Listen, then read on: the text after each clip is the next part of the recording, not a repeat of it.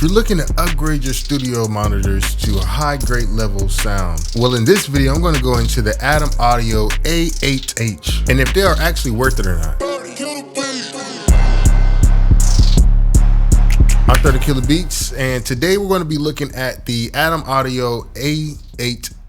Shout out to Zounds for sending this to me. Check out their website if you're looking to upgrade your studio or just buy your first pair of studio monitors. They have a lot of options on their website regardless of your budget. Check them out. Link in the description. I highly recommend it. I've been checking out the Adam Audio A8H, and these are some really nice speakers. I've also looked at the A7Vs. If you want to look at that video, check out the card at the top right. Those are some great speakers as well. But if you're trying to upgrade to the next level, which are some really high grade level studio monitors, the A8H are some great options. These studio monitors and the A7Vs, I kind of understand how Adam Audio sound and what they're kind of going for overall. Let me explain. I've been mixing and mastering with these studio monitors for a while now, and there are some things that I heard with these that I never heard in any other studio monitors. Before we get to the sound quality, let's talk about three important things: the price, the design, and the sound quality. For the price of these speakers, they do come in at $1,500,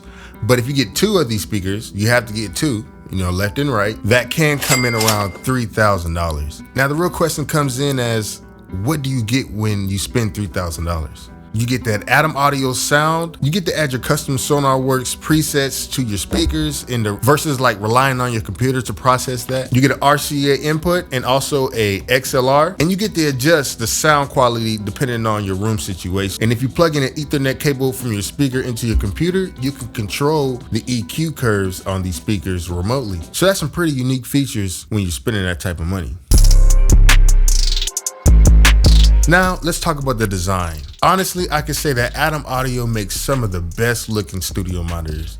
These are some beautiful looking speakers. When you turn these studio monitors on, it basically has one little light that turns red when it's getting some power, and then it turns green when it's ready to go. And of course, it has Adam Audio's super high quality ribbon tweeters that they use in all of the studio monitors. And I really like the fact that they have an RCA connection cable input that you can connect to these studio monitors, because you can use this for your home theaters. Next, let's talk about the sound quality. Before we jump into that, let's go ahead and shout out our sponsor for today's video, DistroKid. Shout out to DistroKid for sponsoring today's video. If you're looking to upload your music to all the streaming services like Apple Music, Spotify, use DistroKid. Personally, I use them all the time for uploading my music to all the streaming services, and they have so many features like uploading unlimited songs versus paying per song like other services. They also give you options like promo cards where you can use that to upload on social media. You can easily use these promo cards to run some ads on social media to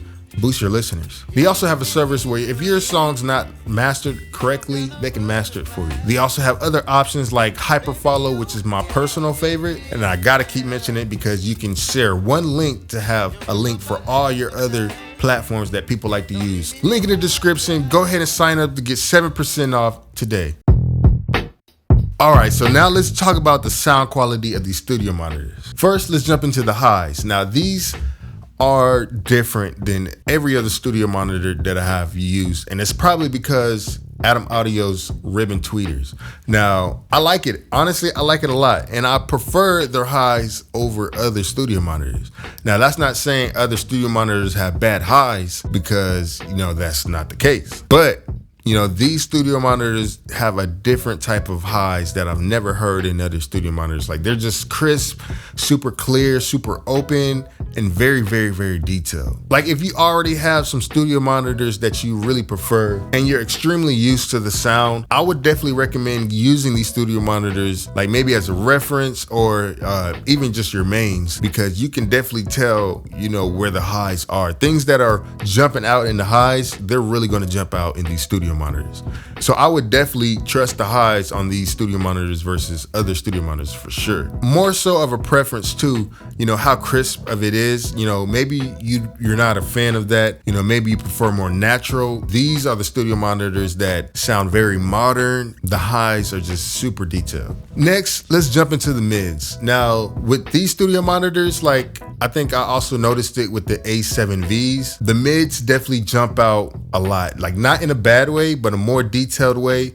And because of the design of these speakers, and I guess Adam Audio's A series, you know, these are a step above as far as like the sound quality and the room that it can be in. When I say that, I mean that these studio monitors can basically be in much bigger rooms. The mids really jump out and like they travel, you know what I'm saying? Versus like other studio monitors, you got to really turn it up for the sound to just get around the entire room. These studio monitors, no, they're like rockets, you know what I'm saying? The sound's just like they're going out. Like I've never experienced that with any studio monitor, and I think it's because of those tweeters and the way they design their speakers. Adam Audio does a really great job with designing the sounds, but I've noticed the mids like way more detailed than other studio monitors. Next, let's talk about the lows. I'm gonna do a video on studio monitors and the lows, and make sure you guys subscribe to the channel if you wanna see that video. There are some things that I'm noticing about different studio monitors and the price and what you're actually getting. These studio monitors, they give you a great definition of the lows, but I wouldn't definitely say that, you know, you could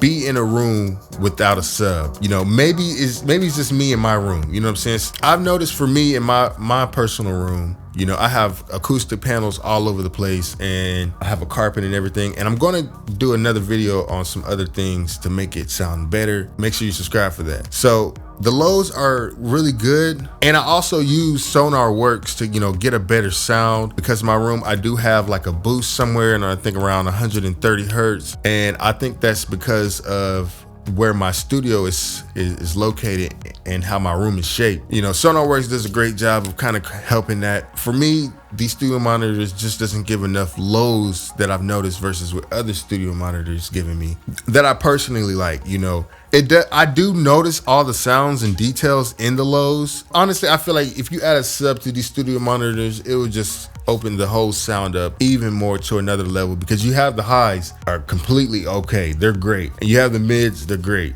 and if you add a sub, that'll get some of those super low end sounds to give you a full spectrum of the whole entire sound. Overall, the sound quality is really good, and I like it a lot. And I would just equate it over to a more modern sound versus other speakers, not in a bad way or overhyped way where it sounds like edited or it sounds like it was just consumer level product type, you know, sound quality.